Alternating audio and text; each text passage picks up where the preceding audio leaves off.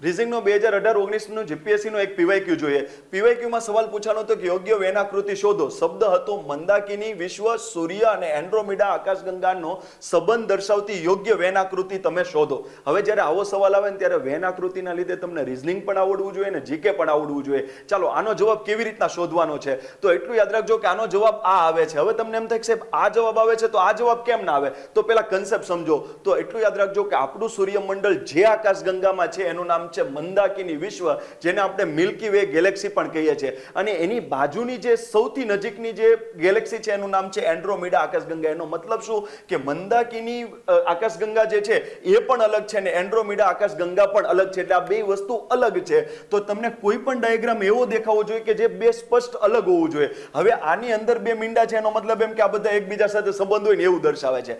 આ એકબીજા સાથે ક્રોસ કરે છે એનો મતલબ એમ કે એકબીજા સાથે કંઈક સંબંધ લાગે છે.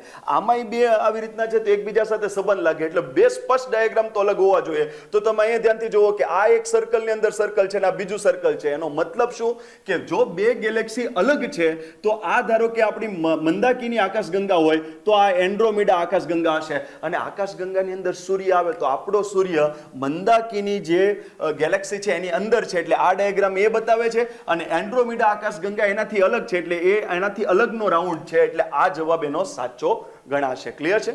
જી કે શોર્ટ.